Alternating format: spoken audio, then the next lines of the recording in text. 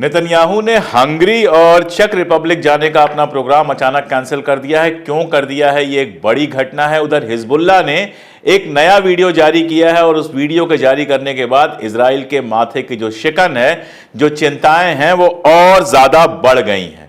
इधर अमेरिका बात तो शांति की कर रहा है, लगातार सीज फायर की बातें कर रहा है, लेकिन 500 पाउंड्स उसने बम नए भेजे हैं जिनके ऊपर बिडेन ने प्रतिबंध लगाया हुआ था, रोका हुआ था। कहा था कि अगर रफा में हमला होगा तो ये बम नहीं देंगे, लेकिन रफा में हमले के बावजूद अब ये बम उसको भेजे जा रहे हैं। इधर फ्रांस में माहौल एकदम बदल गया है और यूनाइटेड किंगडम में यानी इंग्लैंड में जहां ये उम्मीद की जा रही थी कि स्टारमर इजराइल के साथ खड़े होंगे, वहां से भी एक बेहद मजेदार खबर आई है जो इजराइल के लिए चिंता पैदा करने वाली। और हिंदुस्तान में एक ऐसी घटना हुई है जिस घटना को सुनने के बाद शर्म आ रही है। ये सारी घटनाएं और ये सारी चीजें लेकर मैं हाजिर हूं, देखते रहिए पूरा वीडियो।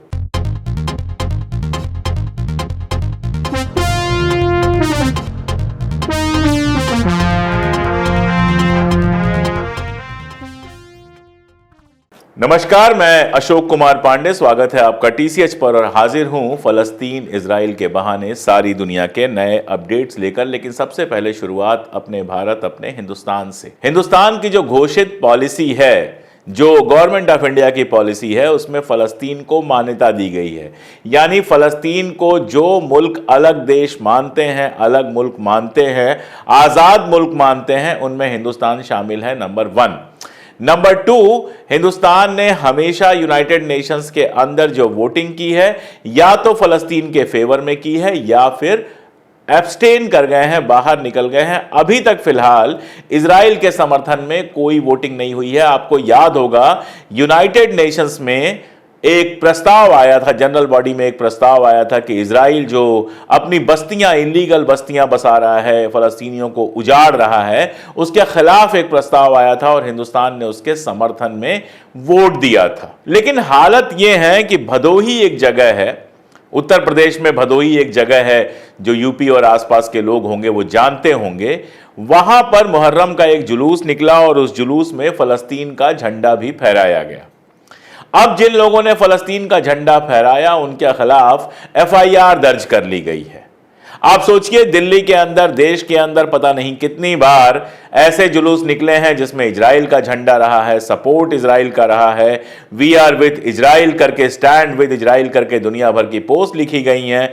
उस पर कभी कोई कार्रवाई नहीं हुई। हालत यह थी कि लोग प्रदर्शन करके बाकायदा कह रहे थे कि हमें इजराइल भेज दो, हम वहां जंग लड़ना चाहते हैं। यह अलग बात है कि इजराइल के ऑफिसर्स ने इस पर डांट दिया था कि हमें हिंदुस्तानियों की जरूरत नहीं है, हम अपनी जंग खुद लड़ने के लिए काफी हैं। लेकिन फिर भी यहां लोग ऐसे बिहेव कर रहे थे जैसे हिंदुस्तान उनका पहला देश हो और इजराइल उनका दूसरा देश हो। कई सारे तो ऐसे बिहेव कर रहे थे जैसे इजराइल ही उनका पहला देश हो। लेकिन उनकी न गिरफ्तारी हुई, न एफआईआर हुआ, न बुलडोजर चला, उनके खिलाफ कोई कार्रवाई हुई।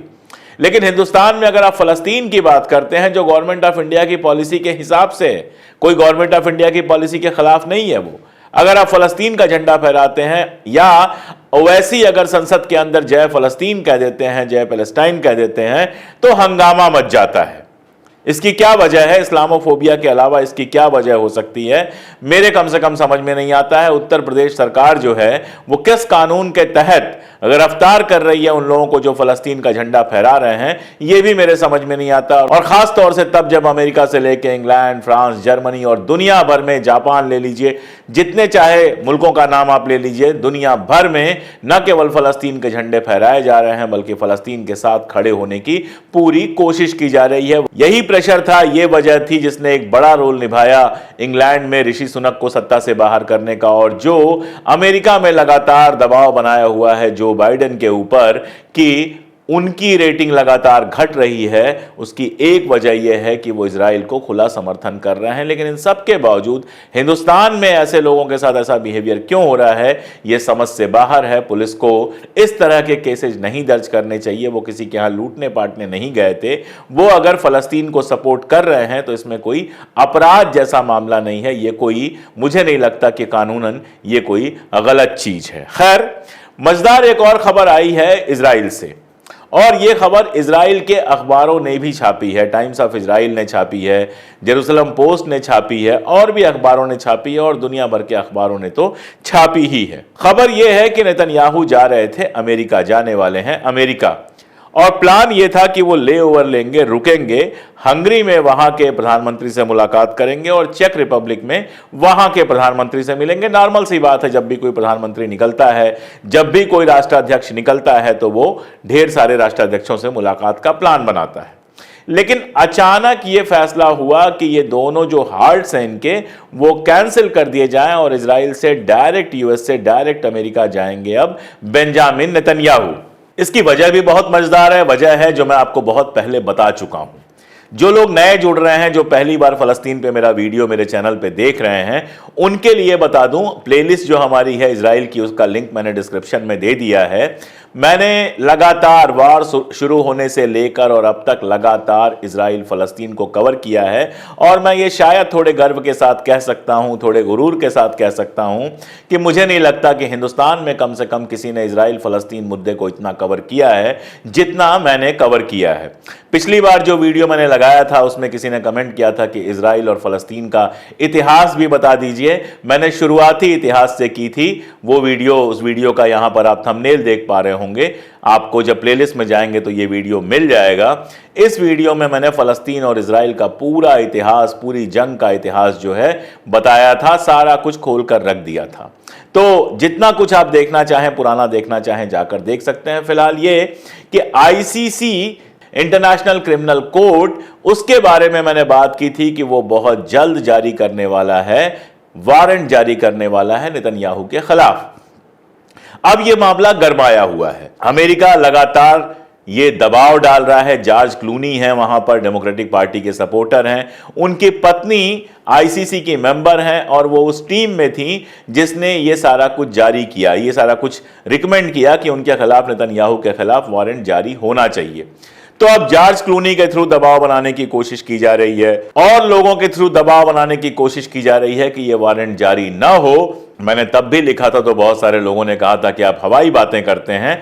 अब मैं आपसे पूछ रहा हूं कि इस वारंट के डर से जब नेतन्याहू हंगरी और चेक रिपब्लिक की यात्रा कैंसिल कर रहा है, और इस बात को इजराइल के अखबार लिख रहे हैं, सरकार समर्थक अखबार लिख रहे हैं कि आईसीसी से गिरफ्तारी के डर से उसने हंगरी और चेक रिपब्लिक की अपनी यात्रा रद्द की है।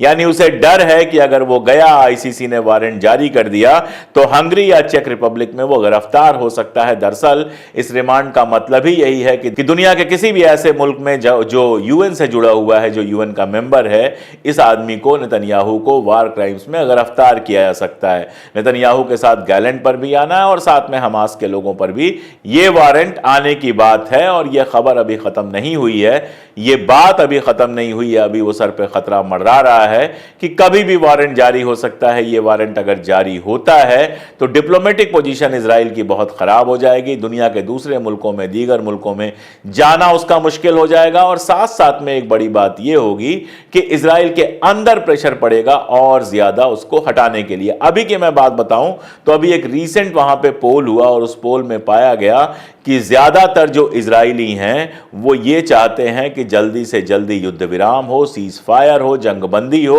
और जो उनके होस्टेज हैं वो वापस लौट के आ जाएं। अब मैंने पिछले वीडियो में आपको बताया था कि सीज फायर की बातें हो रही हैं, और मैंने ये भी कहा था कि कम से कम मुझे कोई उम्मीद नहीं है कि सीज फायर होगा। अब इजराइल के अखबार भी यही बात कह रहे हैं कि सीज फायर की उम्मीद बहुत कम है। दुनिया भर के अखबार, चाहे आप वाशिंगटन पोस्ट देखें, चाहे गार्जियन देखें, चाहे मिडिल ईस्ट के अखबारों में अल अरबिया आप देख लें, या आप मिडिल ईस्ट मॉनिटर देख लें, या जो भी अखबार देख लें, सबका यह कहना है कि बहुत कम उम्मीद बची हुई है इस बात की कि सीज फायर हो सके। एक तो अमेरिका में चुनाव होने हैं, अब 4 या 5 दिन की संसद की बैठक उनकी बची है, उसमें इतने सारे डील जो है फाइनल कर पाना संभव नहीं है। और उससे भी बड़ी बात यह है कि हमने देखा है कि जब जब सीज फायर की बात चलती है, नेतन्याहू जंग को और तेज कर देता है। मैं पहले दिन से कह रहा हूं कि नेतन्याहू चाहता नहीं है कि वहां पर कोई सीज फायर हो, इसलिए ऐसे हालात बनाता है, ऐसी शर्तें आयत करता है जिस पर हमास के लिए समझौता करना इम्पॉसिबल हो जाए। इस बार भी वो यही काम कर रहा है। भले CIA के डायरेक्टर वहां बैठे हुए हैं, मोसाद के डायरेक्टर बैठे हुए हैं, कतर है वहां पर, दूसरी कंट्रीज के लोग हैं, सब कुछ है, लेकिन कम से कम मेरा अभी भी मानना है कि फिलहाल मुझे नहीं लगता कि सीज फायर हाल फिलहाल में हो सकता है। जब सीज फायर की बात चल रही है तो एक और बात कर ली जाए। सीज फायर पर बहुत हल्ला करता है बाइडेन, बहुत ज्यादा शोर मचाता है। आप जानते हैं UN के सिक्योरिटी काउंसिल के अंदर भी प्रस्ताव लेके आया था, रूस ने तभी कह दिया था कि इस प्रस्ताव में कोई दम नहीं है। अब जिसको सीज फायर करना है, जो अमेरिका सीज फायर करना चाहता है, उसने 500 पाउंड और बम्स भेजे हैं, बड़े बम्स भेजे हैं इजराइल के पास। अब आप सोच के देखिए, आप कह रहे हो आप सीज फायर करना चाहते हो और साथ में आप लगातार हथियार भेज रहे हो, लगातार बम भेज रहे हो। ये बम किस लिए भेज रहे हो? ये बम गजा के लोगों के ऊपर, रफा के लोगों के ऊपर, फलस्तीन के लोगों के ऊपर गिराने के लिए ही तो भेज रहे हो। तो एक तरफ तुम बम भेज रहे हो, दूसरी तरफ तुम सीज फायर का नाटक कर रहे हो। इसका मतलब क्या है? तुम कतई नहीं चाहते हो कोई सीज फायर हो, तुम सिर्फ और सिर्फ इजराइल की मदद करना चाहते हो ताकि आईपैक जैसी जो संस्थाएं हैं वो तुमको पैसा देते रहें और तुम चुनाव लड़ सको, और चुनाव हार जाओ तो भी इतना माल जमा कर लो कि तुम्हारी बाकी जिंदगी चैन से गुजर जाए। आपको मैं बता दूं कि जब रफा पे हमला होने वाला था, इजराइल कह रहा था हम रफा पे हमला करेंगे, तब बाइडेन ने कहा था कि ये वाले बम हम नहीं भेजेंगे, इसको रोक दिया था। अब कंडीशन यह है कि रफा लगभग तबाह बर्बाद हो चुका है और उसके बाद भी ये बम लगातार भेजे जा रहे हैं। इन बम्स को सैंक्शन दिया गया है कि ये बम भेजे जाएंगे। UN लगातार कह रहा है कि हमारे जो वहां हेडक्वार्टर्स हैं, हमारे जो वहां अड्डे हैं, उनके ऊपर हमला किया जा रहा है, लेकिन अमेरिका के ऊपर कोई असर नहीं है। अमेरिका लगातार बम भेज रहा है। मैं कोई बुरा शब्द उपयोग नहीं करना चाहता हूं अपने चैनल पर, लेकिन अमेरिका जैसा दोमुहा और अमेरिका जैसा जंगखोर मुल्क ऐसा लगता है कि शायद दुनिया के इतिहास में न पहले कभी हुआ है, न आगे कभी होना चाहिए। तो जंग वहां पे तेज हो गई है, और जंग जब तेज होती है तो आप जानते हैं, हालांकि गैलेंट ने दावा किया है कि 60% जो हमास के लोग हैं वो या तो मारे जा चुके हैं या फिर वो घायल होकर पड़े हुए हैं। लेकिन जिस तरह की जंग चल रही है उसमें उसका ये दावा इतना सही लगता नहीं है। सच्चाई उधर जंगबंदी के सवाल को लेकर हिजबुल्लाह ने भी स्टेटमेंट दिया है। हिजबुल्लाह ने कहा है कि हमास जो बात कर रहा है वो सिर्फ अपने लिए नहीं कर रहा है। हमास से अगर डील आपकी होती है तो वो डील पूरा जो हमारा रेजिस्टेंस है, जिसमें हिजबुल्लाह भी शामिल है, जिसमें हूथी शामिल है, जिसमें इराकी मिलिशिया शामिल है, यानी ईरान समर्थित जितने भी ये लोग हैं जो एंटी इजराइल हैं, बोले हमास सबको रिप्रेजेंट कर रहा है। कहने का मतलब क्या है? कहने का मतलब ये है कि अगर हमास के साथ जंगबंदी हो जाती है, सीज फायर हो जाता है, अगर हमास के साथ इजराइल डील कर लेता है, ऐसी हालत में हिजबुल्लाह भी अपनी लड़ाई रोक देगा, हूथी भी अपनी लड़ाई रोक देगा, और साथ में जो इराकी मिलिशिया है वो भी अपनी लड़ाई रोक देगा। इसका मतलब क्या है कि जब तक आप हमास से डील नहीं करोगे तब तक हिजबुल्लाह और बाकी जो कंट्रीज हैं, बाकी जो फोर्सेस हैं, वो भी लगातार इजराइल के ऊपर हमला करती रहेंगी। और इन सबके बीच इजराइल की चिंता बढ़ने का एक और बहुत बड़ा कारण है। आपको मैंने बताया था कि हिजबुल्लाह ने एक वीडियो जारी किया है जिसमें उसने दिखाया है कि उसका जो ड्रोन है, उसके जो ड्रोन्स हैं, वो इजराइल की जो सबसे सिक्योर एरिया है उसके अंदर घुस चुके हैं। इजराइल के जितने सिक्योरिटी पॉइंट्स हैं वो सारे जो हैं वो हिजबुल्लाह की नज़र में हैं, हिजबुल्लाह के ड्रोन्स की नज़र में हैं। ये दिखाते हुए कुछ हफ्ते पहले उसने अपना एक वीडियो जारी किया था। अब उसने एक नया वीडियो जारी किया है और उसमें भी यही सारा चीज़ है। उसमें भी यही सारी चीज है। उस ड्रोन वीडियो में भी इजराइल के जो सुपर सिक्योरिटी पॉइंट्स हैं, हाई सिक्योरिटी पॉइंट्स हैं, वो सारे के सारे हैं। इसका मतलब यह है कि अगर जंग और बढ़ेगी तो हिजबुल्लाह इन सारी सिक्योरिटी वाली जगहों पर हमला कर सकता है और इजराइल के लिए बड़ी मुसीबत पैदा कर सकता है। दरअसल इजराइल जिसे आयरन डोम कहता है यहां चिड़िया भी पर नहीं मार सकती। ये एक ऐसा इलाका है जहां कोई हमला नहीं कर सकता, जो पूरी तरह से सुरक्षित है। हिजबुल्लाह ने उसको यह बता दिया है कि आपको लगता है यह पूरी तरह से सुरक्षित है, लेकिन हमारे हथियारों के निशाने पर है। जब भी जरूरत पड़ेगी तो हमारे हथियार वहां पर टूट पड़ सकते हैं, हमारे हथियार वहां पर गोलियां बरसा सकते हैं, बम बरसा सकते हैं, और ये किसी भी मुल्क के लिए बहुत चिंता का विषय होता है। इजराइल के लिए तो चिंता का विषय है ही, क्योंकि पहले ही वो हिजबुल्लाह से गोलन हाइट्स पे और बाकी जगहों पर लगातार लड़ाई में लगातार नुकसान उठा रहा है। पूरी की पूरी जो नॉर्थ इजराइल की पॉपुलेशन है बाउंड्री के पास की, उसको लंबे समय पहले हटाया जा चुका है। वो लोग दूसरी जगहों पर रह रहे हैं, मकान खाली पड़े हुए हैं, और लगातार जो हिजबुल्लाह के ड्रोन्स आ रहे हैं, लगातार जो हिजबुल्लाह के रॉकेट्स आ रहे हैं, उनसे इजराइल का नुकसान हो रहा है। उधर अगर इंटरनेशनली देखें तो फ्रांस और इंग्लैंड में जो सरकारें बदली हैं, उसका असर साफ साफ दिखने लगा है। आप जानते हैं यूनाइटेड किंगडम हमेशा से इजराइल का बड़ा समर्थक रहा है। ऋषि सुनक तो हमेशा से इजराइल के समर्थक रहे, हालांकि सीज फायर की बात तो वो भी करते थे। अब जो स्टारमर आए हैं, उन्होंने भी अपनी जो बातचीत पहली हुई थी इजराइल के प्रधानमंत्री से, उनसे कहा था कि जल्दी से जल्दी सीज फायर होना चाहिए। उन्होंने विदेश मामलों का मंत्री जिसको बनाया है, उनको माना जाता है कि वो उस तरह से प्रो इजरायली नहीं है। मैं ये नहीं कह रहा हूं कि प्रो पैलेस्टाइन है, लेकिन उस तरह से प्रो इजरायली नहीं है। और पहला ही बयान जो उन्होंने दिया है, उन्होंने कहा है कि जिस तरह से स्कूलों और अस्पतालों पर हमले हो रहे हैं, उसमें बिल्कुल यह होना चाहिए कि तुरंत का तुरंत सीज फायर हो जाए। दरअसल इस पूरी जंग में सबसे खतरनाक यही है कि आम शहरियों को मारा जा रहा है। ये जो आप वीडियो देख रहे हैं, ये बच्ची है वहां पे, जो पिछले साल जब जंग नहीं चल रही थी तब एग्जाम के रिजल्ट आए थे जिसमें 97.8% नंबर आए थे, और उसकी फैमिली ने इसको सेलिब्रेट किया था, जो वीडियो उसने बना के डाला था। आज हालत यह है कि उसका जो घर है उसके ऊपर बम गिरा है और उसकी लगभग सारी फैमिली तबाह हो गई है। उसके खुद की हालत बहुत खराब है और वो अस्पताल में भर्ती है। ये काम इजराइल करने में कामयाब हुआ है कि उसने हजारों फलस्तीनियों को तबाह बर्बाद किया है।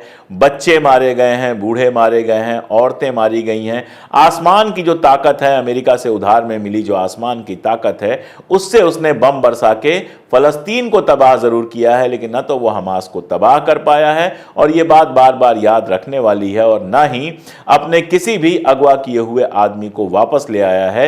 यही वजह है कि अब 1 साल होने को है, 8-9 महीने हो गए, लेकिन इस जंग में इजराइल के अंदर भी कोई ये नहीं कह रहा है कि उसको कोई बड़ी सफलता मिली है।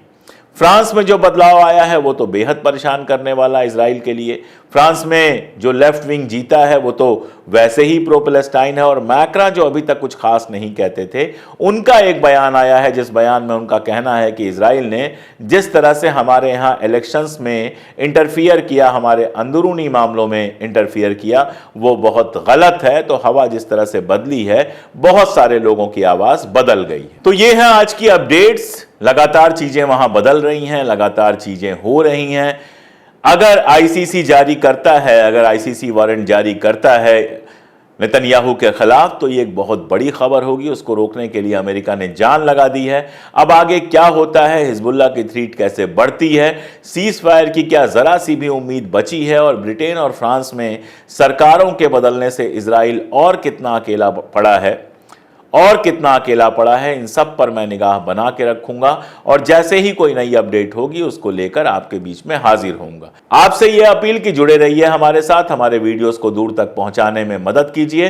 फलस्तीन की आवाज उठाने की जो हम कोशिश करते हैं, उस आवाज को दूर तक पहुंचाने की कोशिश कीजिए। अगर हमसे जुड़ना चाहते हैं, हमारी मेंबरशिप लेना चाहते हैं, तो 3 रुपए रोज से भी कम पर हमारी मेंबरशिप ले सकते हैं। अगर हमें सीधे मदद करना चाहें आप, तो लिंक्स हैं, डिस्क्रिप्शन में भी लिंक है, पिन कमेंट है, वहां भी लिंक है, आप हमारी सीधी मदद कर सकते हैं। बहुत सीधी सी बात है कि हमने जो बीड़ा उठाया है, हमने जो झंडा उठाया है, उसमें सिर्फ और सिर्फ आप हमारे मददगार हो सकते हैं, और आप हमारी ताकत बनेंगे तो बिना डरे, बिना झुके और बिना रुके हम लगातार कैमरे और सत्ता की आंख में आंख डालकर वो सच कहते रहेंगे जिसे ना यहाँ का गोदी मीडिया दिखाएगा और ना वहाँ का। आज के लिए इतना ही, बहुत शुक्रिया।